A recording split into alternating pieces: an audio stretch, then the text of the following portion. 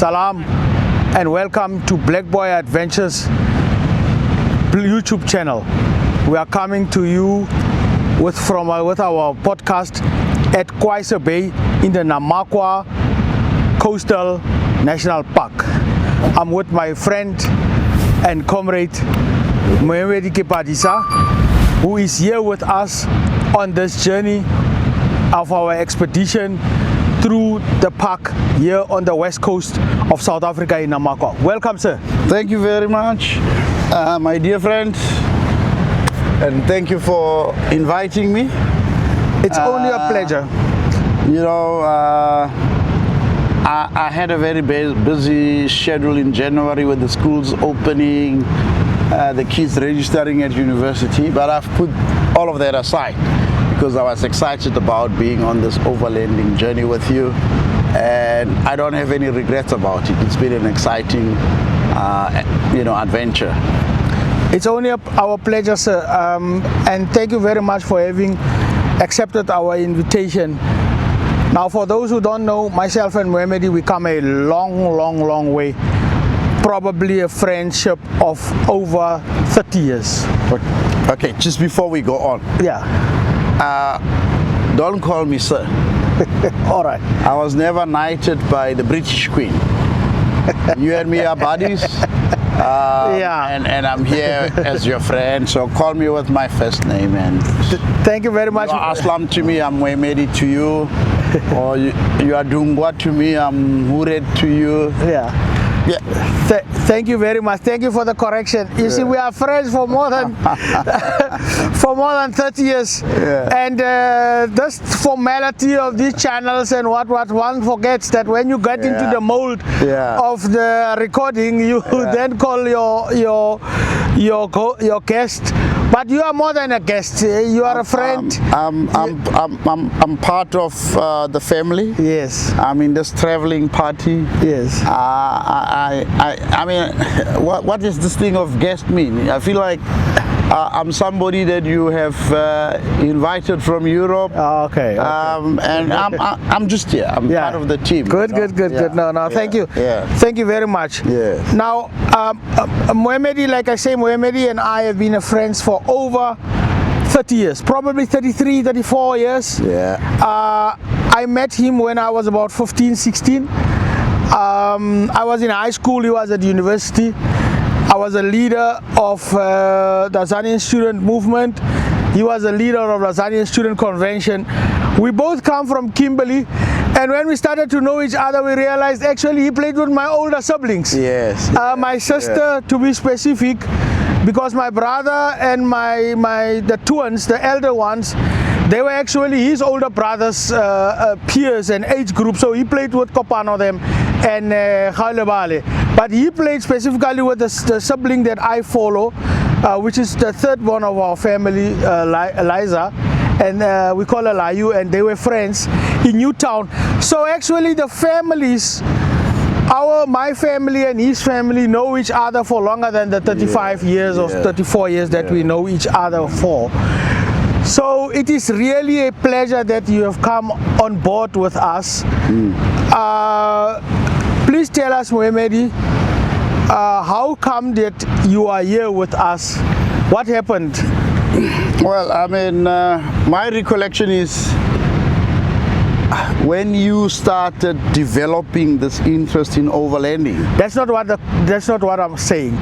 The specific trip, I spoke to you about it to come along, and I want us to start there first. Okay. Yes. I think it was probably just at the beginning of December. Yes. Yeah, and I had not actually thought of undertaking a tour. I had my own plans, but then over the last 5 years since you've been doing these things of safaris and overlanding, this is actually my first experience of being on tour with you. I mean, as an adventure tour. Yes. We've done other things together. Yeah, we've been on other tours together. Yeah. And I'd always wanted to do it with you, specifically because I know your passion about adventure and tourism, how it started, So I thought, no man, if I'm going to turn you down, this will not come out well for our friendship. I mean, you've undertaken tours here in the Northern Cape, other places, but I was tied down by my own work and other obligations, and I couldn't. So I thought, okay, I'm gonna do it this time because it's December, it's downtime for everybody. And he said to me, 10 days. I said, my God, how am I going to manage 10 days away from the family at the beginning of the year? But I spoke to my wife, and she was easy about it because she knows, you know, the close relationship and friendship the two of us have. So I said to her, baby, I won't be around at least for the first 2 weeks of January. And yeah, I mean, that's where I find myself today at Sabai. Kwasabai, yes. Kwasabai, yeah. In the Namaqua in coastal. the Namaqua National Park on the west coast of the Northern Cape and also the west coast of South Africa. Yeah. No, good. We are already of our 10 days, we are about 5 days into it. Yeah. Please tell us your experience from the day when we started the vehicles, day one, early in the morning when we left Kimberley, to so far. What has been your experience? Well, I was so excited about this trip. Remember, you gave me specific instructions that we are leaving at 4 on Sunday. And before the start of the trip, I had actually been on a 3-day family visit to Mafikeng. And I was panicking that, will I make it on time? But you know, the party, my family that I was traveling with, my brother and his wife and my 2 sisters, we had a bereavement in Mafikeng. Everybody played along because they knew that I needed to be in Kimberley at least before sunset so that I can have enough rest in order to wake up at 4 o'clock. And yeah, I mean, I got home, I told you, hey, I've arrived. Fortunately for me, he said, okay, the times have changed a little bit, so we're not leaving exactly at 4 o'clock, we're gonna leave at 5. So I thought, okay, it gives me at least a bit of an hour. And yeah, I mean, I woke up on time, I was ready at 5 o'clock, and he wasn't picking me up. There was another gentleman who's on tour with us, Blazer. The head of logistics. Yeah, and I had an idea of Blazer, but we had never really been together, you know. But yes, he arrived. Moemedi, you have actually met him, you just forgot. Yeah, man. During my mother's funeral. Okay. He was there assisting. Is it? Yeah. It's at the time, you see, we are Xhosa people. Now, as Don't go Xhosa there, people, no, man. I must go there. I must go there. Let's talk about overlanding issues, you know. You see, Moemedi has become like a real brother to me, and he changes cultural things in my absence. So At your home. At my home. Yeah. So we are Xhosa people. Now, it's a Tswana dish that is normally made at funerals, but for Botswana people. Yeah. Now, my mother is actually Motswana, Yeah. but she's married in a Xhosa household. She has become a makoti of the Xhosas. Yeah. So during a funeral, we were supposed to do the Xhosa thing. So we were cooking the meat the Xhosa way and not the Setswana way. Yeah. When Moemedi arrived there by the house, he told Blazer them, who was in charge of the kitchen, that my mother is not a Xhosa, even if she's married, and he changed the meat, this man. That's when you met Blazer. But he's the head of logistics for Black Boy Very nice Adventures. guy, He went to very pick you nice up, guy, yes. Very nice yes. guy. I mean, I've really enjoyed being closer with him, with, you know, our photography team, everybody. I mean, your wife, your kid. Okay, let me speak a little bit about this thing of changing the menu. May Osdugi's soul rest in peace, a very lovely mother of his, who actually raised me. in Newtown, because my grandmothers, they just live behind my grandmother's home, or we live behind their grandmother's home, depending on what direction you are coming from. Yes, yes. So yes, I arrived there, to bury my own mother, his mother. And I was there at 8 o'clock in the evening, and I asked, okay, where's Mr. Tawana? They said to me, he's gone to rest because he's worked hard during the day and all of that. So I was going to also help, with assisting, because in African culture, when your friends have got a family occasion, we all go there and, go and assist for a while. Yeah. So I was there, and then, his sisters and his cousins, we know each other, they know me. So I sat there around the fire, and then I asked, okay, are there enough pots? Where can we help?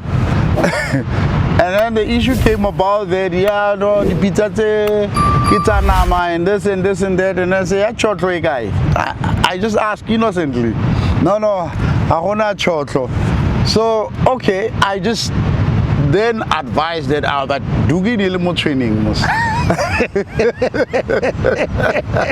and Dugi was being buried at home. So you see this man, he is Dugi's surviving son, so obviously he becomes the senior. But I just gave advice. I didn't really give instruction, but I suspect that his sisters and the cousins actually wanted chotro. Because yeah. So with the advice I gave, they realized this gives us a good opportunity to then get the pots, those pots going, even with blazer. But it was a lie. So when I arrived the next morning, I was told, no, you changed the menu, and I scratched my head and said, okay. But yeah, we laugh about it. But it's like I say, it's become like my older brother. Yeah. I just took it in that, he's technically right. Yeah. That my mother is not Xhosa, she's a Motswana training. But my dad is Xhosa, so she became a Makoti by my parents' house. And we are very multicultural in Kimberley. Yes. Sometimes they can be done. Give. All right, and then from there we started with the journey. Yeah. We drive through Griquastad. Speak to us about that. Okay. Yeah, we packed our trailers and what have you, as it is normally done when you go on a trip like this. You have to have teamwork, and I like the fact that just before we left, he gave us what he calls golden rules. And the golden rule number 1 was that we must know where the recovery section in his beautiful Land Cruiser is, and then what is there in case there is an emergency and a crisis. So he told us the hammers are there, the spade. What is that? The spade. All the things that the ropes. You need. Yeah. Recovery ropes. That's right. So that's fine. The matrix. And then the nourishment and entertainment is very important. Here are the fridges, there are the cold drinks, and I like food. So that part gave me a good kick. And then we began our journey. We made a dua. السلام عليك السلام تبارك يا ذا الجلال والإكرام سمعنا أعطانا فرحنا ربنا ولك المسيح ربنا ظلمنا أنفسنا ولم تغفر لنا وارحمنا من الكافرين اللهم اهدنا الصراط المستقيم صراط الذين أنعمت عليهم من النبيين والصديقين والشهداء والصالحين اللهم اجعلنا من النار اللهم اجعلنا من النار اللهم اجعلنا من النار اللهم اجعلنا يا رب العالمين. الفاتحة. بسم الله الرحمن الرحيم الحمد لله رب العالمين الرحمن الرحيم مالك يوم الدين إياك نستعين اهدنا الصراط المستقيم صراط الذين أنعمت عليهم غير المغضوب عليهم ولا الضالين آمين. We are about to depart on our journey to the Namaqua National Park in the Northern Cape Province. We leave, we ask for your protection along the way as we are traveling towards our destination. You take us there safely, you bring us back safely, we allow us back to our family safely. We allow while we are away, you protect our properties and our families that we have left behind. إن الله وملائكته يصلون على النبي يا أيها الذين آمنوا صلوا عليه وسلموا تسليما اللهم صل على سيدنا محمد وعلى سيدنا محمد وصحبه وسلم سبحان ربي العزة عما يصفون وسلام على المرسلين الحمد لله رب العالمين. And then we began our journey. You know, we're using how many cars? Two. Right? We're using two vehicles, a cruiser and a Hilux. And a Hilux. So it was really a lovely journey. I think our first stop was at Namaqua start. And you know, adventure and touring, like I've shared with them, is that you experience nature, you experience water, the ocean and all of that. But for me, in all the tours that I have done, and I did come to all the way up to Kakamas, and one of the striking memories I have of traveling this part of the Northern Cape is really the people of this area, yes. The storytelling, the laid-back nature, because we did the wine route of the Orange Rafir. Yes.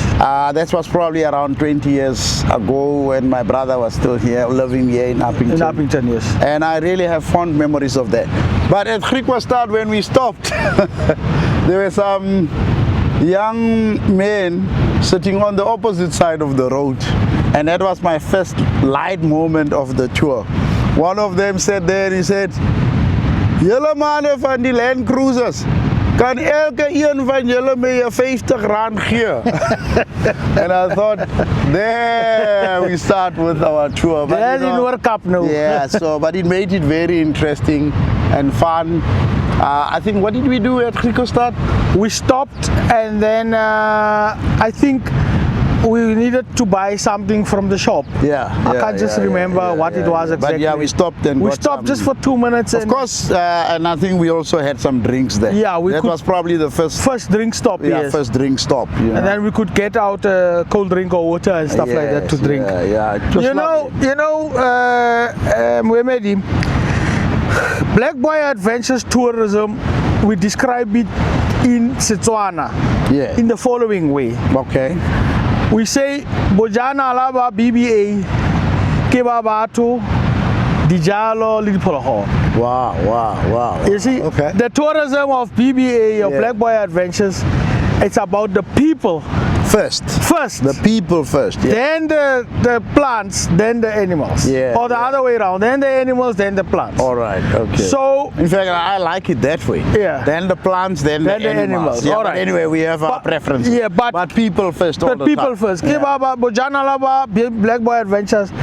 It's the people, the plants, and then the animals. I'm glad you're raising that point, because my own experiences of having visited places like Pilansberg, Kruger National Park, and visiting Maung, in Botswana, places. You know, there's a lot of tourism that happens there. I mean, you can see that people are looking for adventure, and that's well and good. But adventure is not just fauna and flora. Yes. You know, it's also about the people. Speak to the people.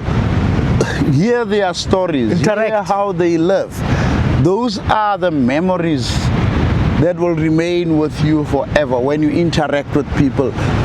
Learn some of their languages. You know, I discovered when we got here, just by speaking to the park rangers here, that a word that we have always taken for granted in Kimberley, and have always prided ourselves on, that we've contributed it to society. I mean, Joburg is only picking up on that word about 20 years ago. The word called nga, for sharp, for proper. Yeah, when things are okay in Galeshewe and the Northern Cape, we always say things are nga. Yeah. You know, it means everything is going smoothly. When we made conversation with a park ranger here, he told us stories about the place, that most of the people around here are Nama. And we then exchanged some words in Nama, and he said the word nga is actually of Nama origin. Yes. You know? It was very interesting. And we were all surprised. Yeah. I mean, most of us are Kimberlites here. And I thought to myself, you know what? Education is not what you only get in the four corners of the classroom. You know? There's education out there in the wild expanse, and I had to travel how many kilometers? 300? Over 1,000 kilos to Is it? to Boulders. Yeah. From Kimberley. Yeah. Over 1,000. Over 1,000 kilometers to learn at a very late stage in my life. I may look younger, but you know what? I've been around the mill a long time. So I had to come here to learn that Nga actually comes from this region in the Namaqua, from the Nama people. From the Nama language. That's one of the most beautiful. And then we moved from there, and then we moved to Groblershoop, and we stopped there.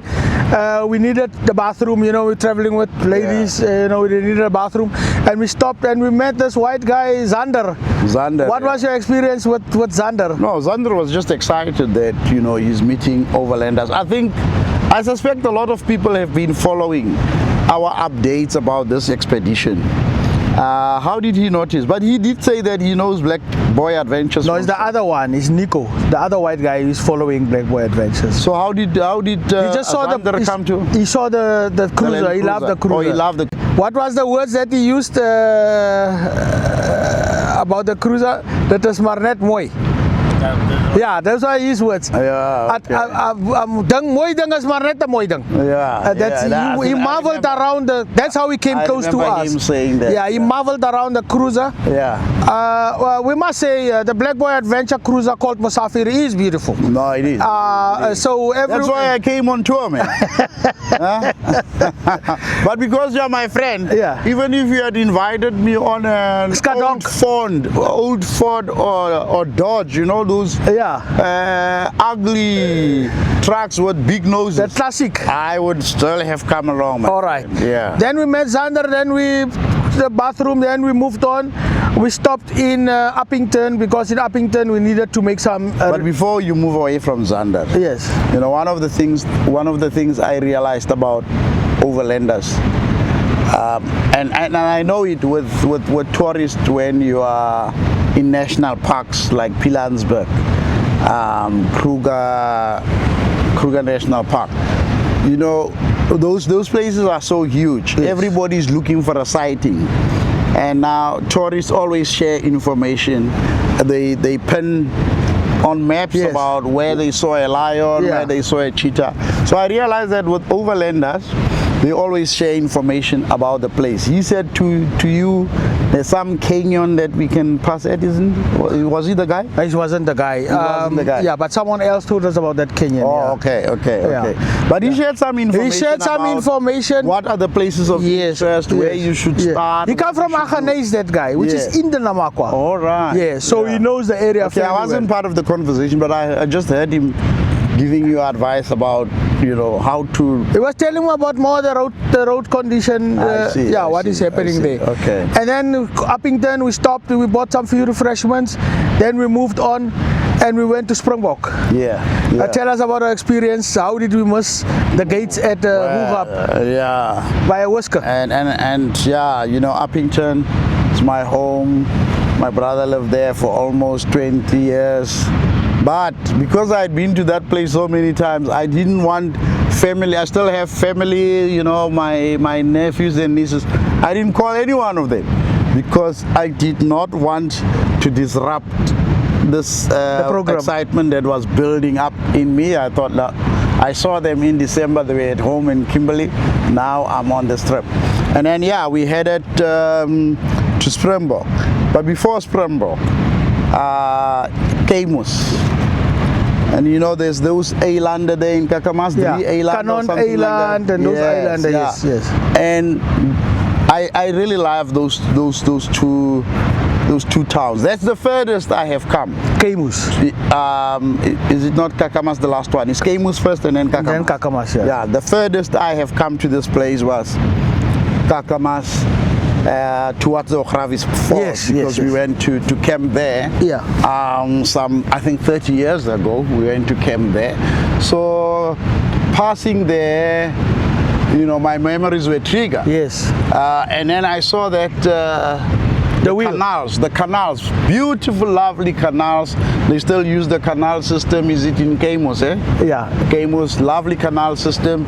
And there's that wheel that is They call it the water wheel. The water wheel. the water wheel. So if you travel to the Northern Cape, it's things, you know, we might not have, what do they call that tower in Abu Dhabi? What Khalifa? Buraj, Khalifa Buraj, something like that. Yes, yeah. We may not have it here, but it's the little things that you have. I mean, which town, which city still has a canal system that is functioning, like in Kamos, and see how people survived, how they became farmers 100, 200 years ago.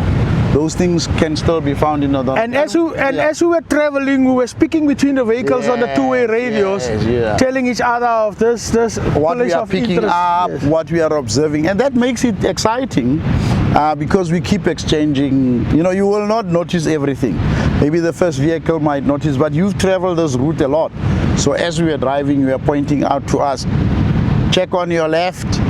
And you're also telling us about the Catholic mission in Fryersdale, just after Fryersdale. Okay. No, between Kakamas and Kamos. And Kamos. Yeah. Okay, that was quite interesting for me as well. Yeah. You know. Yeah. And then let's get to the Springbok part. And then we came to Springbok and we missed the gate Yeah, I don't know if it is you. Oh, the gate at Roerap. Yeah, you know what? With overlanding, just be prepared for Murphy's Law. For any eventuality. You know that something will happen, but you don't have to be depressed about it. You need to be calm and you know, just recover from whatever may have happened. So yes, we were rushing for time. Where we are going to check in for the night. We wanted to sleep at the provincial park. Yeah. What is it called? Roerap. Roerap, yeah. Roerap Nature Reserve. Yes. So as we were finding our way to Roerap, we took the wrong turn. The GPS. Sometimes the GPS. Yeah, yes, the GPS. So we were following, we took the wrong turn, but in anticipation we were talking about it and say, hey, no, finally we have arrived. And then we saw some lights, and then it's a bit hilly, or it's actually in a mountain region. Yeah. So as we entered, we went up a slope, and we could see down in the valley some lights. We said, oh, this place looks beautiful, man. But the concern was, we saw privat or private as we entered. So we thought, I mean, I remarked and said, I thought we are coming to a national park or provincial, a public asset. Why is this road written privat? But then you say, okay, you know, you don't know much about the place, so you have to trust that the guy who's leading is leading you to the right place. I was also getting lost. Yeah. So as we were driving down, we got to a boom gate, and then we said, okay, no one was manning the boom gate at that time. So you hooted for a long time, and there emerged a man wearing overalls, reflector overalls, and we thought, high corner, a man with reflector overalls, game rangers and game park employees. Employees don't dress like that. Now you take it from there. And then we realized that we've arrived at the mine. We're at the wrong time. Yeah. In fact, the road used to pass there. Oh, I see. Okay. And the mine was developed along, because it's like a mountain pass. Oh, I see. So okay. at the bottom of the valley, that's where the mine developed. Yeah. Now the person who's the security guard then directed us the opposite direction. I see. Then we went to Roerap, and just there we lost. So this is a challenge to Google, eh? Yes. It looks like they are still working on the 1900 map that they have about South Africa. Google, you must move your bum from the USA come to South Africa and track the roads properly, because things change in this country drastically. We're moving here in South Africa. I'm also brand ambassador for Tracks for Africa, so we'll need to update the Tracks for Africa thing, so that we know that to go to Hurap, when you come from Kakama side, from Aggeneys, how you must get into Hurap. Yeah, it will help a lot of people. We will have to update it with our guys. Because I'm sure we're not the only ones that probably get lost. Yes. And maybe that guy is familiar. And we missed it. And we didn't have accommodation. Yeah, so we left that mine, and then we took the right direction. We may have missed it, but one of the things about, you know, being a tourist and maybe going for adventure is make it work. If things haven't fallen into place, make them work, because there's no point in being sad, being morose, and then, you know, you might spoil the whole trip. Yeah, but something wonderful actually happened there. We saw the clearest sky as we were waiting at the Hurap Provincial Park. The sky was so clear. I have not seen such a clear sky in a long while in my life. The sky was so clear, the stars were shining bright, and you have a very smart daughter. Thank you very much. Sakina, actually, he took us on what do you call it? Is it astronomy or astrology? Anyway, of those sky sciences. Yeah, those sky sciences. So she's young, they do those things. So she told us, there, I can see this looks like a nose. And then I remember that there is something called a nose about these constellations, galactical issues. Yes. But she looked at the stars, and after looking, she said, I think I can see the shape of a sen. Okay, sen, koi sen. We understand the reservations people. Yeah, we've got serious reservation. In the absence of a new word having developed, you are using it reservedly. Yes. Not to offend knock people or to offend. She says, I can see the shape of a sen person holding a bow and arrow. And we looked closer. She showed you with the torch? No, not with the torch. Okay. Not with the torch, just by looking. The torch actually blurs it when you... And you could see that? Yeah, and we could figure it out. No, nice. Musa, were you there when we saw that figure? No, you were with Aslam at that time. But there were about 4 of us who saw that. You could see where the feet were. You remember these images of stick people? Yes. So that's how that image comes to you. If you you follow this. I'm so proud of Sakina that she can show you those. So things. she could see that. I mean, she saw the arrow. What is the Setswana saying about learning from the young? Yeah. So yeah, I mean, that was the exciting part, and a very memorable observation that she made. Despite our destitute status. Yes. So we laughed about it, and we're excited. We even forgot that we don't have sleeping arrangements for the night. I mean, we're all excited to sleep over at the park, but the park closed early, the gates were locked. Yeah, and then like the typical overlander, how did you rescue the situation? No, I just phoned around to contacts.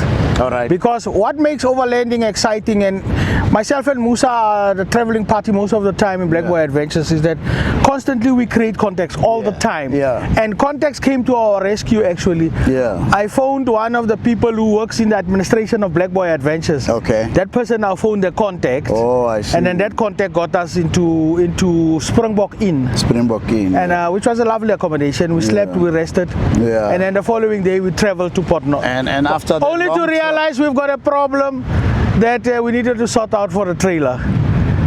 And then we went to sort out the trailer, things. Then from there we went to Port North. We spent the evening in Port North, talked to Port North, and then to this site. One of the people I worked with 10 years ago. He took us to a good auto electrician, Ryan. All right. If you are in Springbok and you need any auto electrical work to be done, go to Venco Auto Electrician. They're in the industrial area in Springbok.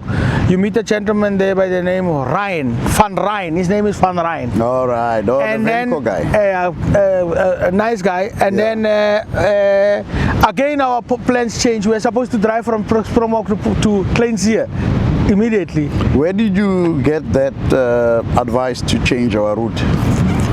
At that, both Van Rijn and from the Venco guys. From the Venco guys, as well as my old extension officer, because we didn't make accommodation preparation in Kleinzee, so we needed to phone, and we're battling because the reception is not so well in Kleinzee, so we had to change because Sure, that would have been a massive. because Nico's family member, cousin Nico, was an extension officer.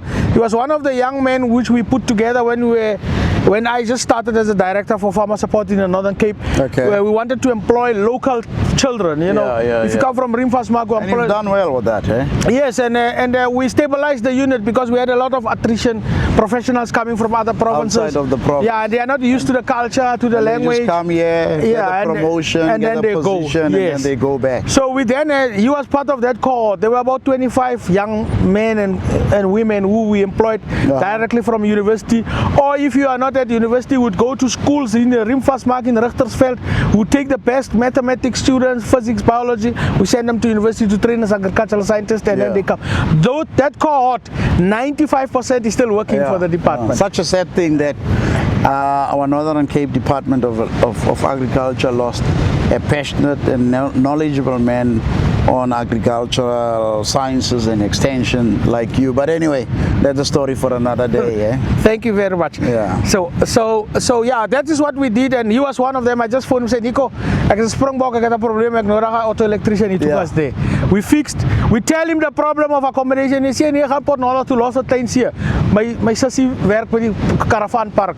Obi see, obi kus. Rather go there, you won't regret. I know the town. Yeah. I've never stayed in the caravan park, so I took his word. Okay. So we then it was changed your first experience of staying there? in the park. Yeah. In the caravan park. But I've stayed in McDougall's Bay. Right on the beach. Right on the beach. Yeah.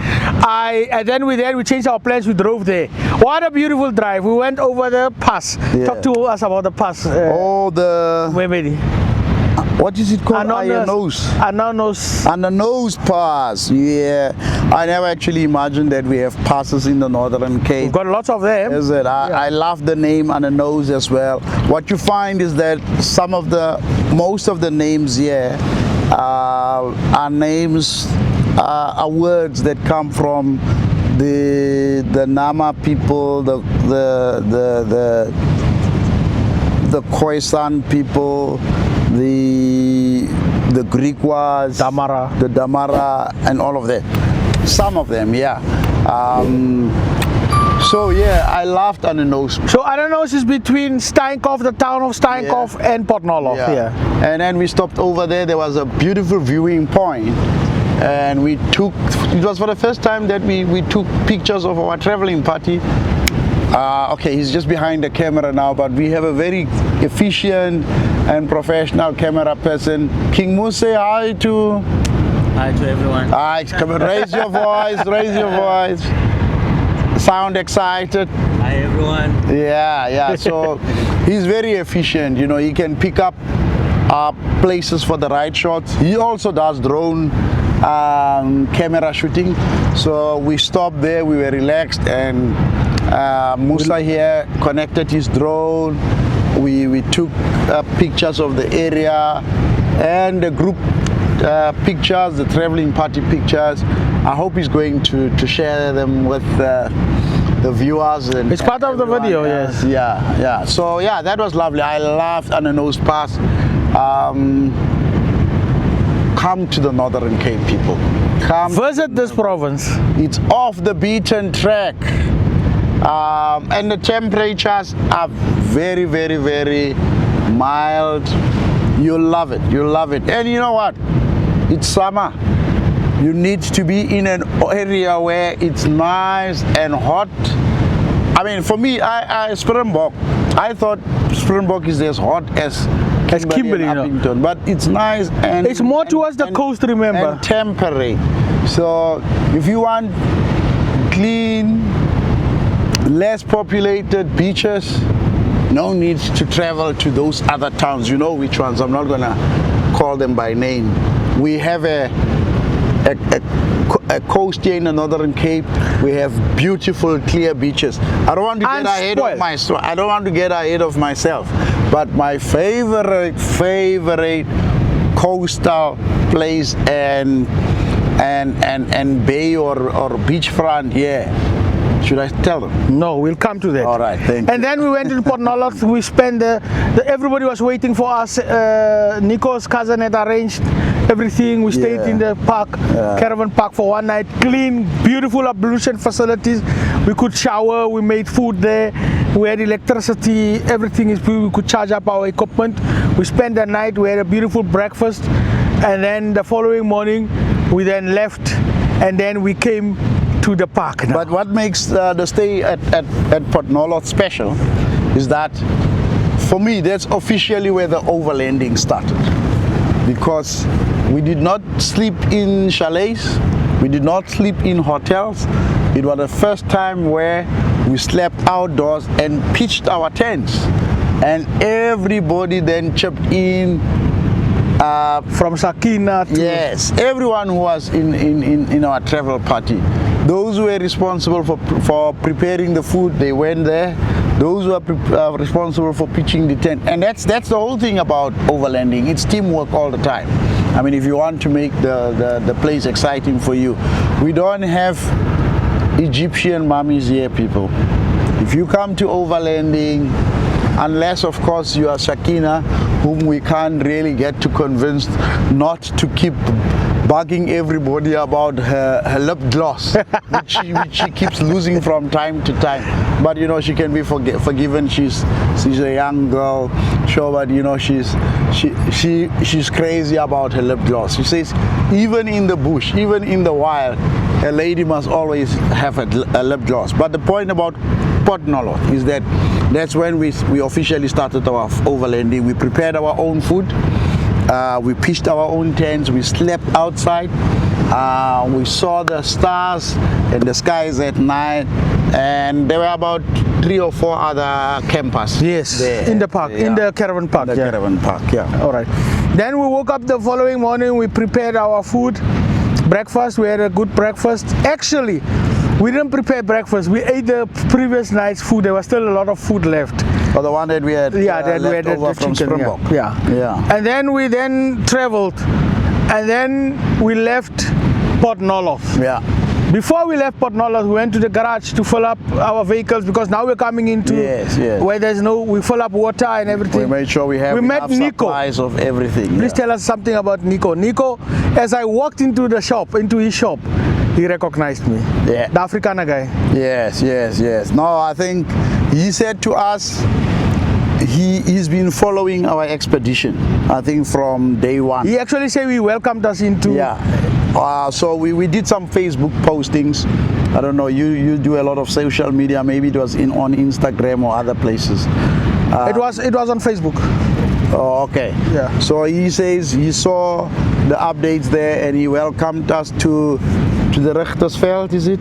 Yeah. Port Noloth is in the Richtersveld. Part of the Richtersveld, yeah. The Richtersveld is very, very popular with its flowers in bloom around spring. Actually, Kepadisa, the entire Namaqua, especially this side, is known for the flowers. All right. Yes, but the Richtersveld is one of the parts. Okay, yes. Okay. So so Nico helped us with our potable water also. Yeah. We filled up our jerry can there with potable water. He was very kind. He was very kind and excited. Not only Nico, and the guys who work for him. The car attendants, as I say, we create memories with people. Yes. So we chatted to the car attendants. Yes.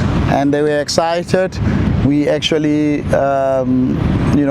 celebrated with the young man who was working at the garage, yes, whom we were told, because the matric results were being released that same day.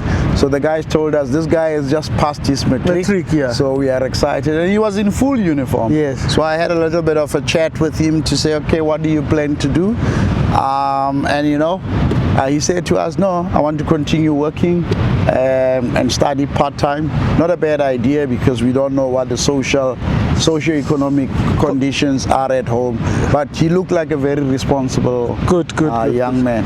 And then from Springbok. Yeah, but there's another part you are forgetting. Port Nolloth, yes. In Port Nolloth.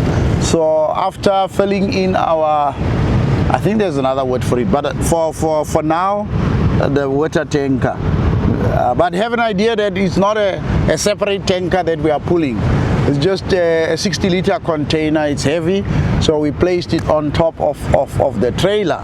And this is where Musa comes in with his muscles and everything. Musa, coincidentally, he's part of the camera crew. He's head of production in Black Boy Adventures. Yeah. But he also works on movie sets. All right, yeah. So they shoot movies, and he's in movie sets what you call key grip. Okay. And key grip builds things. Yeah. You need to be tough. You can see he's even wearing his key grip belt there with many hooks. As he's shooting this video. He doesn't wear normal belts like us, this guy. He's got a big belt where he hooks this and that, gloves, and he's got cello tape ready. What else do you have there on your belt, Musa? You also hook your cameras and stuff. For all needs. Ah, okay. But you know, he's very handy. He's not just focusing on camera work and photography. Like you explained earlier, Moemedi, it's a teamwork. Yeah. So when we got to Port Nolloth, we were worried about this tanker on top of the trailer. So Musa took it upon himself to tighten it. And our tour curator, our boss here said, no man, that rope is not gonna work. That thing will fall and then it will crack, it will collapse. But Musa didn't listen to him. He just kept tying it. And there was an older man there. It's a fisherman. One of the fishermen, yes. So he had come to visit Nico. And then he saw Musa tying that water tanker. That water tanker, and he said, no. This man, he's tied this thing properly. He can do touwwerk doen. So meaning that he can work with the rope, and it was a very small rope. But I wanted to pick a bigger rope, but Musa was saying he tied it. We could all see that. No, he's really tied. Tied this rope very fast. And the man was saying to us, in Afrikaans, hier op Port Nolloth, ons doen touwwerk hierso. So as jy touwwerk kan doen, kan jy op die skippe werk. Maar as jy nie touwwerk kan doen nie, dan moet jy maar gaan swem. So it means if you can't do rope work, you can't be a fisherman. Yeah, you can't be a fisherman. So that was some of the interesting stories that we get along the way. So, but Musa is a very strong, hard-working guy. You can see his muscles, his sinews. When he holds that rope, there's no way that tanker will shake. I was worried. Yeah. Because we were going to do real off-road on the gravel road. But it held. It held. And then from there we went to Kleinseer. 50 kilos between Port Nolloth and... We passed through actually, we didn't stay. Yeah, we didn't stop there, it was on the road to the park. But tell us the interesting story about Kleinseer. Kleinseer was just proclaimed as a public town few years ago. Is it? It has not always been. All right. It has been part between Kleinseer and Koinas. Follow us, please. Explain to us how Koinas is the middle town, the hamlet just after Kleinseer. Yeah. But I can't pronounce that word so lekker. Koinas. It's very simple. Koinas, yes. Koinas, yeah. These are all Nama, like Moemedi said earlier. These are all Nama based. So we passed. We come from the Khoi people. From the Khoi people. Yeah. So we were traveling from Kleinseer. Yeah. 50 kilos. Difficult road. Yeah. You don't need 4x4, but you need ground clearance at least. Or both our vehicles are 4x4. But you didn't finish the history around Kleinseer. Yeah, I'll come back to that. All right, you come back. We will travel on that road very hard. It's 50 kilos. Yeah. Kleinseer was declared a public town not so long ago, less than 10 years But back. before that, It used to be owned by the Beers. All right, yeah. So between Kleinseer, Koinas and and Honor Club Bay, that whole area was protected. It was privately owned by Yeah, De Beers yeah. because De Beers was mining marine diamonds. I see. So that whole area was protected. Yeah. So you couldn't drive from Port Nolloth to Tainsia if you didn't have a permit from De Beers. Oh, I see. Okay. Yeah. So now it's a public. Alright. Yeah, because I saw some De Beers operations still in, Yeah, there's in Quainas. no, in Port Nolloth as well. Yeah. I saw that. But when you hit Quainas, that's where you can see, you actually feel like you are entering another country. Actually, just a little bit after Port Nolloth, when you start to approach Tainsia, Yeah. you can already feel that. Hey, Yeah. as is 'n ander plekkie so. Yeah. The roads look different. I mean, but as soon as you leave Port Nolloth, it's just gravel road all the way up to just before you enter Tainsia. And from Tainsia to Quainas, it's tar road. Yes. So you then start saying, but there's something not on. And then my own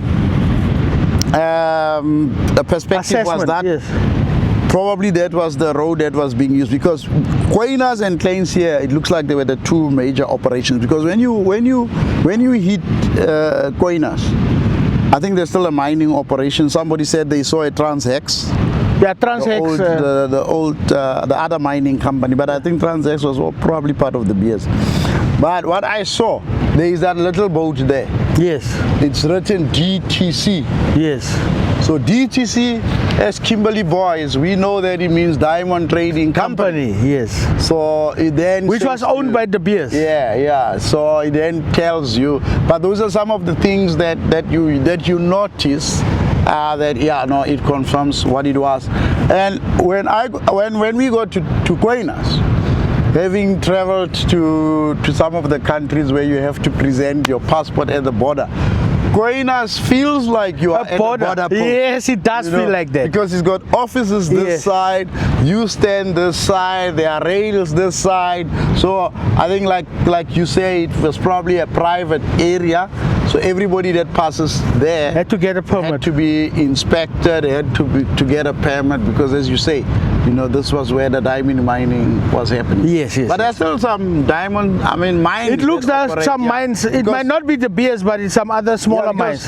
From Quainas, you head to Honor Bay. Yes. Yeah, and just before you make a turn off to the Honor Bay police station, wonderful public servants there, the SAP officials. And they What helped did we us. get there? Water.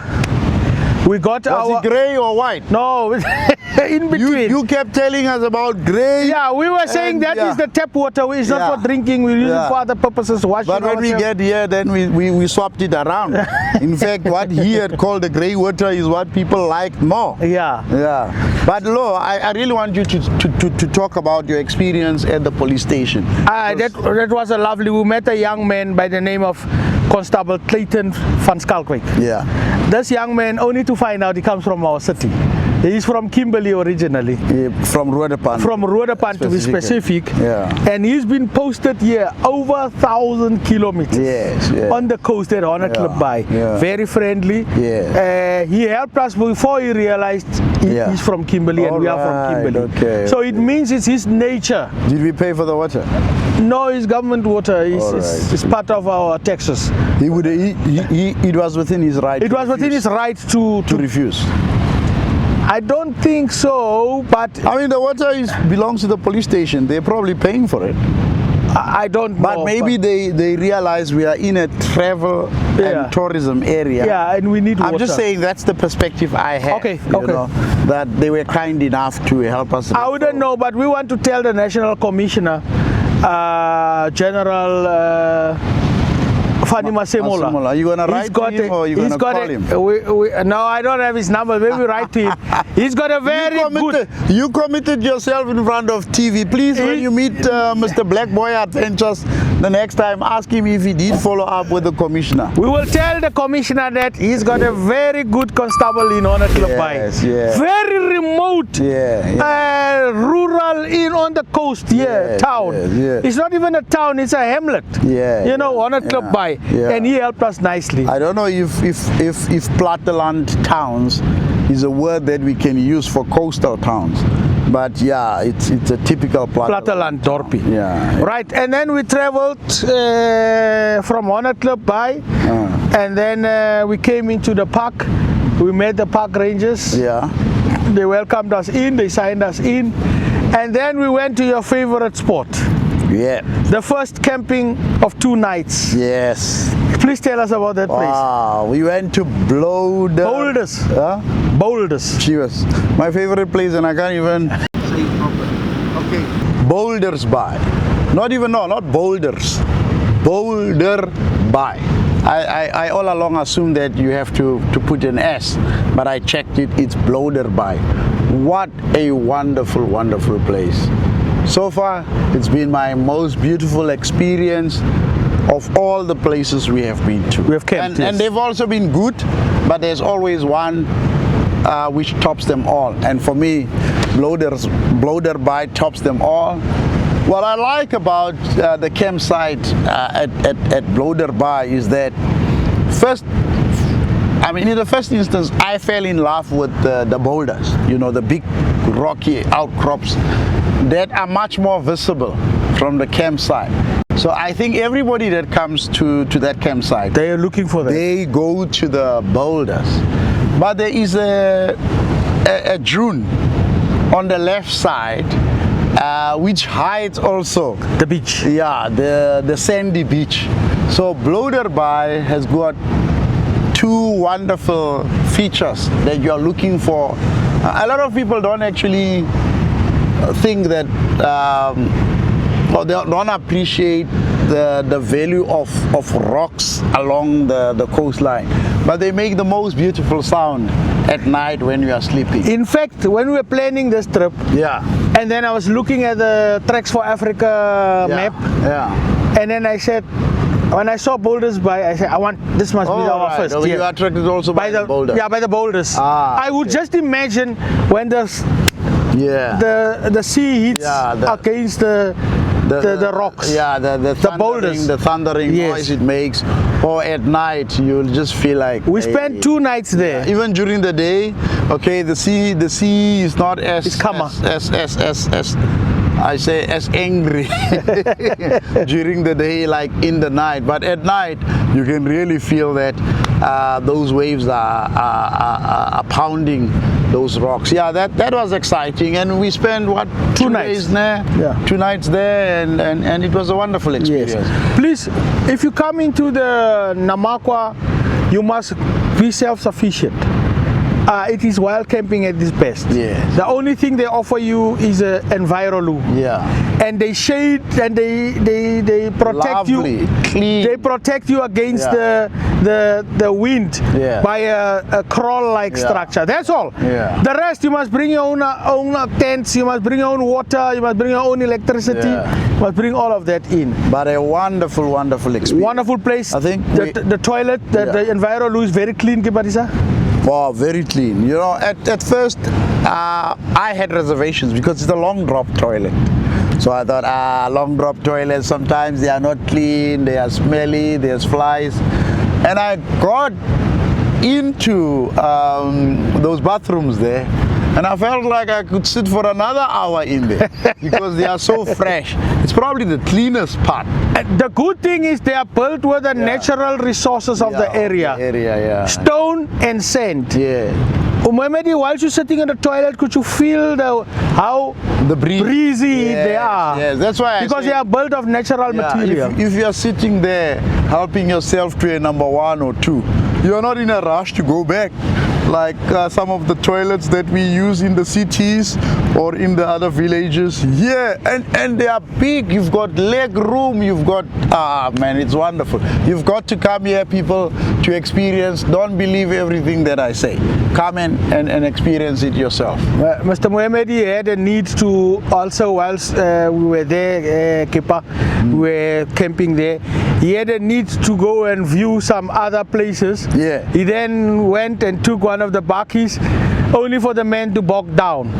We had to go and rescue him because one of the golden rules when we came back, I said was, Please, when a man says go somewhere, Or when a person. person. We have women Sorry, here when a too as person well. goes somewhere alone Yeah. and he doesn't come back on the specified time, Yes, you yes, must follow him. Yeah. And that instinct as an overlander just kicked in. Yeah. And then we went to rescue you, and then we pulled you out of that Yes. place. Yeah, no, I mean, that's one of the things that can happen on tour. Nature is wild. Yes. And don't take anything for granted. Yes. I mean, we came into the park, the roads were not very sandy and everything, but I felt a need because we experienced two places where we could get networks along the way, and they were not far from the camp.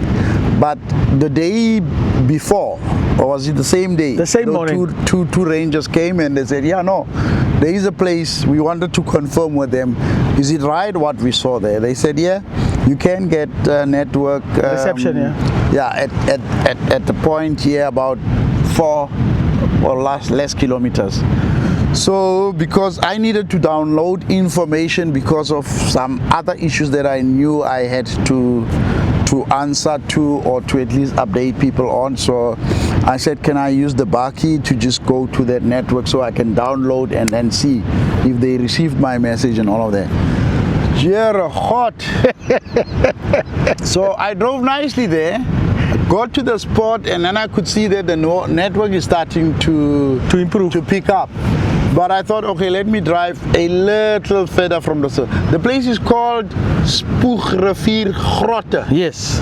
So they said, okay, the sign was saying turn left because the guy said, no, as you turn left to Spoegrivier Grotte, you will get the network there, it will increase. So I turned, and it was not even far from was it an intersection? Yeah. It was a T-junction. T-junction. So I turned left, and as I was driving up, it was picking up. So I thought, okay, I can see 1 bar, 2 bar. So I thought, okay, if I drive a little further, it might probably give me 3. That will be good enough. As I was just approaching, the car soft set. died. You approached the actual soft set. Is it? The car died, and then I thought, okay, what is happening now? I thought maybe it's some mechanical issue. And then I tried to restart the car, and then it didn't restart. I opened it because I have a little bit of an idea about how diesel cars drive, because I also drive a diesel car, bakkie, yes. inherited from my father from 20 years ago. But yeah, you know, there was something about. And then we came there. Because he had little bit of reception, he called the police. Yeah. No, I In didn't fact, call them. he called his brother. Yeah. His older brother. I sent them a message. His older brother Yeah. in Kimberley was a senior cop who's retired now. So he put on probably general head and phone. Colonel. It was a colonel, eh? Yeah. He phoned his guys, and they came out and they assisted. But the park rangers at that time had also heard that someone is bogged down. And by the time it was him who initiated everything. Yeah, he phoned everything because he had proper reception. Yeah, so no, because I mean, fortunately, I was in an area where, I was at that area where I could get WhatsApp. It was intermittent. I couldn't, but phone, but you could send a message. Yeah, I couldn't recharge my phone to call, but the data was working. Yeah, and you know, it was just by luck. And when you heard the cruiser coming, you didn't see it, but you heard the sound. I had some familiar noise. And when it came closer, what were your words? I thought actually this car was passing. And when as it come close, what were you saying? I said, there comes the Land Cruiser. Yeah, you say, no, that one I know, it's our car. Yeah. All right, and then we rescued him, and then we brought the bakkie back. Yeah. We sorted out the mechanics, and the car started.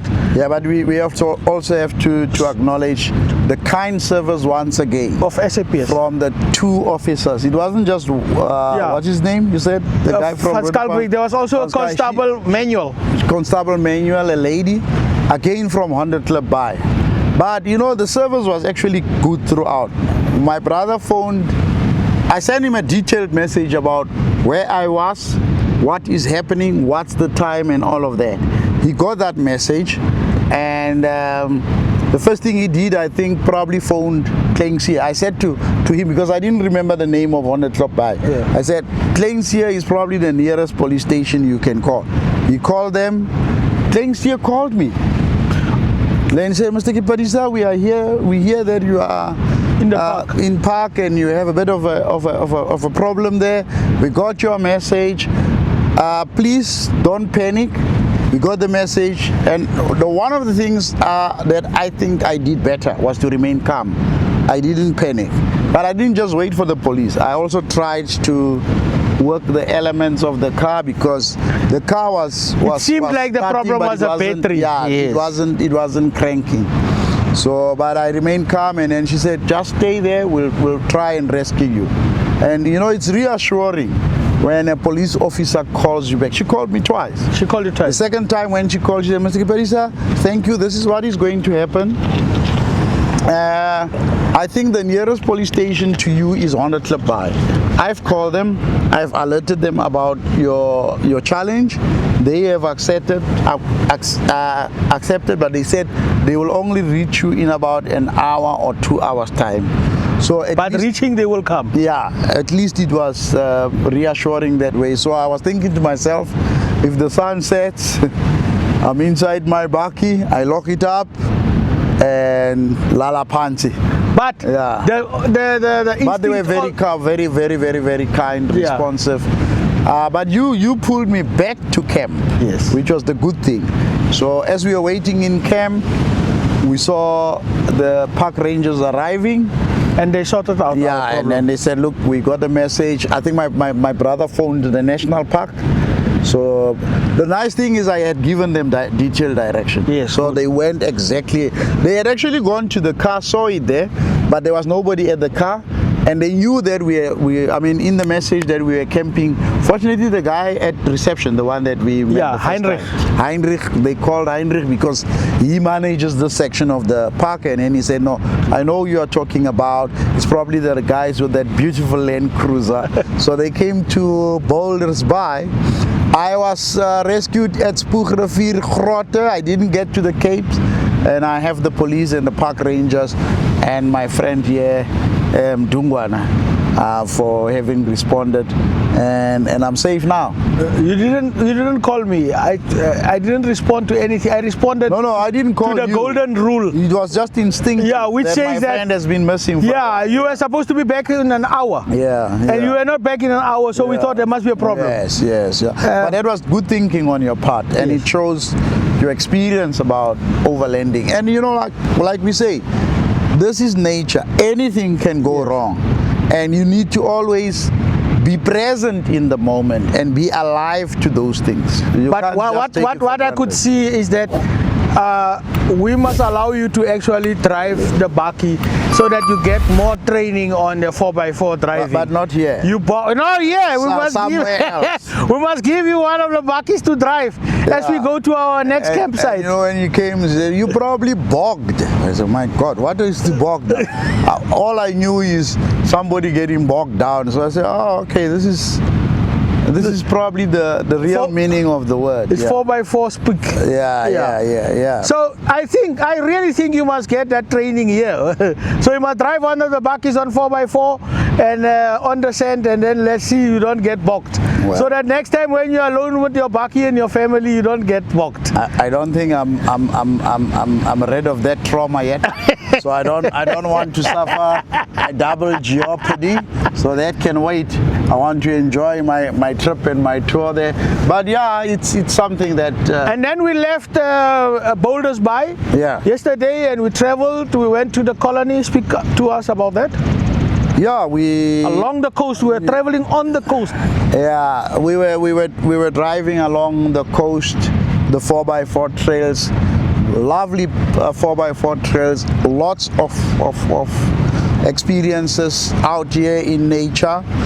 The first major one was before the colony. Just as you drive out of Boulders Bay, there's another beautiful section where we stopped at. Very large boulders, clean, blue, white beaches. Pristine. Yeah, pristine. And I actually made a joke about it that 5 years ago there was a guy who abused us as South Africans. Everybody will probably remember him, who had gone to Greece for a holiday, and then he used his camera to film the beaches in Greece that were bluer than our normal beaches there well, not bluer, but he thought probably they were bluer and whiter. But I quipped and said, I now remember that Greek guy who was bluffing us about the pristine beaches in Greece. It's a South African Greek. Yeah, and I said he's probably never traveled to this part of the Northern Cape. I think we have more. Okay, I'm not trying to knock Greece. I'm actually trying to punch that guy to say he's probably never come to this part of our country that is so beautiful, lovely sandy, white beaches, undisturbed by development, industry and technology, and we just couldn't get enough of what we were seeing as we were driving along. Moemedi, just for me to chip in there, when you are in the park, you have to engage 4x4. It is important. Okay. We had to engage 4x4. There's two sections which we were driving through, which is heavy sand. Okay. And if you are not engaged in 4x4, me was driving the cruiser in 4x2 the whole time. I also had to engage 4x4. Otherwise, I would have gotten bogged down there. You would have been bogged. Eh? Yes. And then imagine if you get bogged. That means the whole trip ends. Eh? Okay. But thanks to the gods of the Nama people and our African gods here, we well taken care of. I think the second place of interest and curiosity was the sea colony. The seal colony. The seal colony. A lovely big colony of seals that we passed. Thousands of seals. Yeah, and I never knew that the seals sing so beautifully. They sing like us Methodist church people. I laughed when you said that they sing like what Amatodana say we sing. Yes, I mean there's beautiful harmony that they make, the young ones, the older ones, and there are many. I tried to capture them with my the old skadong of a phone, but I'm sure, Musa, did you capture the harmonies of the seals? Very, very, very wonderful. So it's not just about the camping, it's also about the preservation of nature and the environment. I don't know how many seal colonies we have in South Africa, but that must probably be one of the because it was beach, it was over thousands and thousands actually of seals. Was it? Now I want to say that for all those who know, or maybe marine biologists, I assumed, and we were having a discussion with the traveling company, to say this, it looks like this is the most northern seal colony on the west coast of South Africa. There might be other seal coasts in Namibia, Angola, and what other towns do we have? We have Port Noloth from here, more north, and Alexander Bay. That's the last. There might be others, maybe. I don't know. That's what I'm saying. I assume. If I'm not incorrect, just mention on the comment section. If we are right, just also say we are right. But apart from the animals, I mean, I've collected a few shells. Beautiful seashells, different shades, different colors, different sizes. The seaweeds. You made a cup from a seaweed. And I drank my kadi. Because you must always bring your culture and your roots as you visit other people. I have my kadi provision in our cooler bag. Tell us what is kadi? Is a drink from Kimberley, from Kaleshewe? Yeah, no, but this one comes from Mafikeng. When I was in Mafikeng over the weekend, Mahikeng, I bought myself 2 liters of kadi. And that's the one I'm drinking along the way. And the thing with it is that the longer it stays, it ferments. So I now realize that as I drink it, it gives me a larger kick than it did the first day. But yeah, it's just one of those sundowners that you can enjoy here. And I drank it out of the seaweed cup. The seaweed, is it the stem of a seaweed? I hit it with a rock and then it remained. It makes a nice, if you know the old milk gouts that we make from the gelelo. from the calabash. Yes, yes, yes. So I made it from that, and I said, come on, I'm going to drink my kadi from this traditional contraption. And it was nice, but when there was very little left, I could feel that, no man, this kadi is tasting different, because there's chemical reaction with the gout. The seaweed. Yeah, with the seaweed, it had a bit of a salty taste. And it was nice. I mean, it's just one of those memories and experiences. You have to make it work for you, because if you are going to come here and not venture out, what's the point of And then we came all the way to where we are now, at Kwaisabai. For me, Kwaisabai is now the highlight. Because it got both. It doesn't have as many boulders. It's got not as many boulders, but it got boulder and beach. Yeah, but blowers, you didn't exploit. But where we came to, I didn't see any beach. It was on the other side of the beach. Oh, nice. Yeah, nice, so nice. That's where I like to watch the sea in the morning. So the first day, I watched the sea from the boulder side. Yes. And then I stepped a little bit over the dune. Over the slope. Dune. And then the sand dune. And then just there, I saw a beautiful big white beach. But of course, the difference between Boulders Bay and Kwasa Bay is that here it's much flatter, and the beach is much closer to the camping site. But at Boulders Bay, you need to seek it out. And that's what I like about it. After this interview, I'm going to go to the beach here. I'm going to swim. Well, let's not waste more time then. So that we don't take much of your time to go and duck into the sea, into the Atlantic, and become a dolphin. I'm not sure if I'm going to join you, but depending on whether you survive it, I might jump in. Okay. So this is what we have experienced so far in the trip. We are 5 days into the trip. We are halfway there. Halfway there. We have spent 3 days in the Namaqua National Park on the coastal side already, and we'll be traveling to finish the expedition. If you haven't done so far, please don't forget to like and subscribe to the Black Boy Adventure YouTube channel. Please follow us on Facebook, Instagram, as well as on Twitter. As we sign off here from Kwasa Bay, please give us your last take. Look, I've said everything that I needed to say so far. What is left for me is to say to you, thank you very much for putting this Namaqua expedition together. It has been lovely. It's something that I want to do, I would like to do over and over again. Maybe bring some of my family for them to really come and enjoy nature. Unspoiled, natural. Still very much pristine. Pula Baraichu. Wassalam, Pula. Namaqua.